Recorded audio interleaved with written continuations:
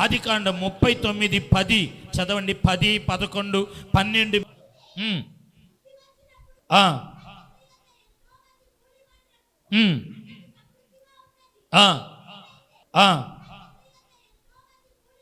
Potiphar భార్య అతన్ని పట్టుకొని సైనించమన్నప్పుడు ప్రియులారా ఏంటి, అక్కడ ఇక్కడ ఎవ్వరూ లేరు, మనం పాపం చేద్దామనింది.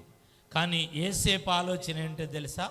దేవుడు తోడుగా ఉన్నాడు, నేను దేవునికి భయపడేవాడు, ఇక్కడ దేవుడు ఉన్నాడు.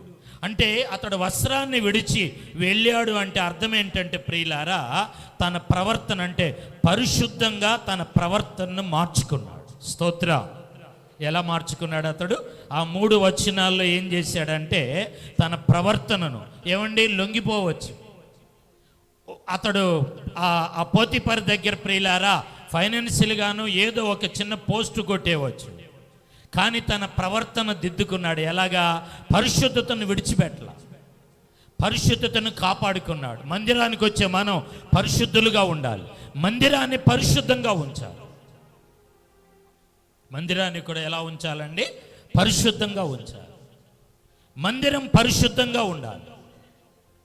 పరిశుద్ధం అంటే ఇప్పుడు ఇతడు పరిశుద్ధంగా ఉన్నప్పుడు ఆదికాండం 41:48 ఐగుప్తు దేశములో కరువు రాగా ధాన్యం అయిపోగా దేవుడు ఏం చేశాడండి ప్రియులారా? ధాన్యమును వెండి బంగారాలు వస్తువులను అతడు సమకూర్చెను. స్తోత్రం చెల్లిద్దామండి.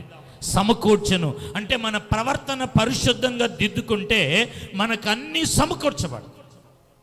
ఏదో మీకు సమకూడలేదు, ఇల్లు కట్టడం సమకూడల, పెళ్ళి సమకూడలేదు, ఒకవేళ నీ అప్పులు సమకూడి తీర్చబడల, నీ ఉద్యోగం ప్రమోషన్ సమకూడల, నీ వ్యాపారం ప్రియులారా అభివృద్ధి సమకూర్చబడల, ఏదో 2025 చివరి మాసం ఈ గెత్సేమనే ప్రార్థనా మందిరపు యొక్క 17వ సంవత్సరపు వార్షికోత్సవంలో దేవుడు ఒక వాగ్దానము ఏంటి మీకు ఇచ్చేది అంటే ఒక అద్భుతమైన కార్యాన్ని నా దేవుడు సమకూర్చబోతూ ఉన్నాడు. ఆమేన్ చెప్దాం అందరం. సమకూర్చబడలేనిది దేవుడు సమకూర్చుతాడు. విశ్వాసముతో పక్కన వాళ్ళకి చేయించి చెప్పండి, దేవుడు తన కార్యమును సమకూర్చునుగాక.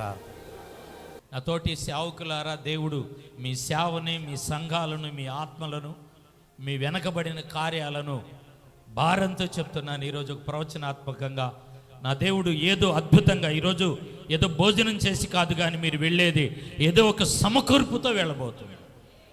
ఏదో కార్యాన్ని దేవుడు అక్కడ అంటున్నాడు సమకూర్చెను. తీసి 41:48 అనుకుంటా.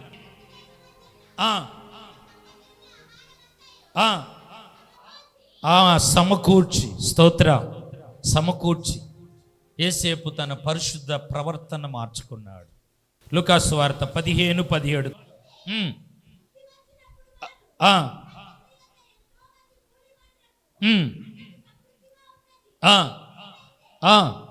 ఇప్పుడు ఇతగాడు ఏం చేశాడంటే ప్రియులారా తన ప్రవర్తనను బుద్ధి తెచ్చుకున్నాడు, పశ్చాత్తాపడ్డాడు. కూలివాన్లో ఒకడిగా అన్నాడు కదండి, తగ్గించుకున్నాడు. ఈ ప్రవర్తన చూడండి, మందిరానికి వచ్చే వాళ్ళని ఎలా తగ్గించేస్తుందో. బుద్ధి వచ్చింది, పశ్చాత్తాపడుతున్నాడు, తర్వాత తగ్గించుకుంటున్నాడు. 15:20 చదువు. ఒక అద్భుతమైన వాగ్దానంతో కూడిన మాట. వాడింకను దూరంగా ఉన్నప్పుడు, వీడి ప్రవర్తన దిద్దుకున్నప్పుడు, వీడి ప్రవర్తనలో మార్పు వచ్చినప్పుడు తండ్రి ఏమవుతున్నాడు, దేవుడు ఏమవుతున్నాడు, దగ్గరగా వచ్చి కనికర పడి మెడ మీద పడి ముద్దు పెట్టుకుంటున్నాడు. నేను అంటున్నాను, 2025 డిసెంబర్ నెల నా దేవుడు నీకు సమీపంగా వచ్చి నిన్ను కౌగిలించుకొని ముద్దు పెట్టుకొని నిన్ను తన సంఘములో, తన ఆశీర్వాదములో పాలిభాగస్తుడిగా చేర్చుకోబోతున్నాడు.